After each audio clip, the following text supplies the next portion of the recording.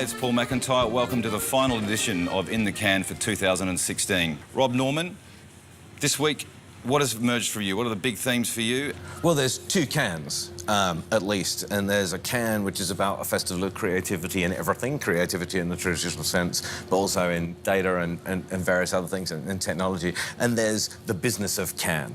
And I have to confess that I spend much more of my time on the business of can than I do on the creative part.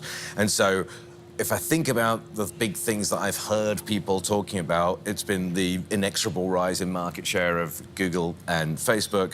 It's been, from a technology point of view, what the prospects are and the early content experiments with VR and AR, and they have been the two kind of dominant themes on the creative and business side for me. What are the big advertisers and clients talking to you about? What are they asking you? Oh, well, goodness. I mean, I think that the interesting thing is you get positive and negative views and when you have situations emerging that look like people to duopolies.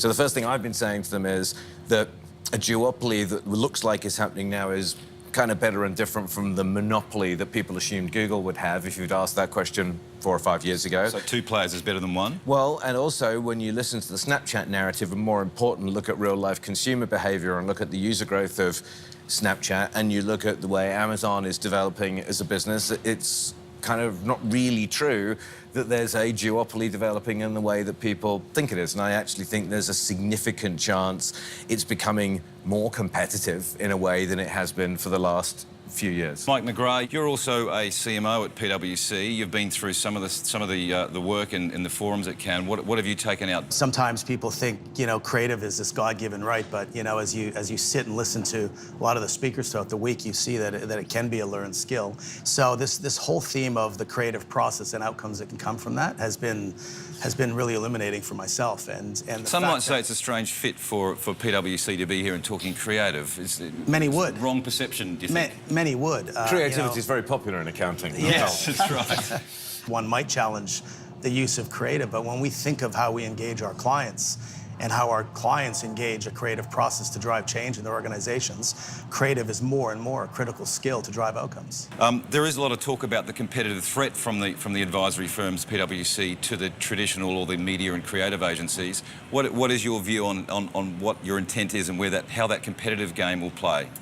Yeah, look, I think we look at the industry as being a very attractive industry, obviously, and we do so with a view to supporting our clients, but also looking at opportunities that a firm like us can add more value. Well, I think we're in the same business, honestly. I mean, I think they're complementary parts of the value chain. I envy their relationships at the CFO level and at the CIO level in the enterprise. I think that's very true. I think that they probably envy our relationships with the CMO and the owners of content and the distributors of content, which are much deeper and richer than theirs. I think there's plenty of room for us to coexist, and I imagine that both of us would think that if we wake up every morning and say we've never been more innovative and never been less complacent, we'd be happy. Great. Now, Michele, Teague, you have been a judge on the Creative Effectiveness Awards this week. Tell us about that and what stood out for you. We decided early on as a jury that it was going to be about ROI. So, you know, to be in creative effectiveness, you have to have won creatively here at Cannes previously. So it's the best stuff, 109 case studies. Blown away how many didn't have an ROI in them. So we early on, we're not giving gold to anyone that doesn't have an ROI. Now that's sometimes it's difficult. You know, we were judging Indian charities versus big Super Bowl campaigns versus John Lewis, Little Monty Penguin, who won Grand Prix. I think you talked about there was one piece of work that probably would make Rob happy. We had some programmatic in it. We loved The Economist, and we actually awarded it very highly. So, you know, a publication that's losing relevance or, you know, shrinking, trying to reboot their future, identified a younger segment, primarily female actually, and through social media listening defined their characteristics and what they were interested in, used programmatic to reach them, but then used good old-fashioned copywriting to write headlines in real time relevant to news feeds. Right. The Economist has always relied on a return on simplicity and relevance. They're advertising for 30 years. And it was hugely successful, and you know, I said I had this picture of the techie, you know, data guy sitting in a room with a writer, just waiting for the news headlines to come in, and they were writing it in real time. It was superb. We loved it. Mike, what themes and speakers stood out for you this week? I think right now we've got a situation where there's a tremendous amount of content, which is just almost impossible at times to wade through as a consumer, and in some cases as a business. So, great content, great creative wins. And so overall for you, what do you take back to your team and your business?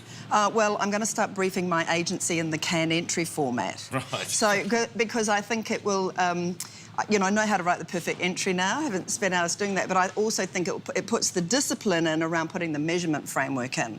And I think what was quite shocking to some of us of massive global brands, packaged goods brands, they've got the econometric modelling and all the research, and they didn't put the metrics in. They were all writing about social media and, after a while, 10 billion impressions, which just was not cutting the mustard. So no context. So again, as a jury, we decided that is just, wallpaper, really. It's got to be around the hard dollar at the end. Well, thank you for joining us today, and we will see you next year for another series from In the Can. See you then.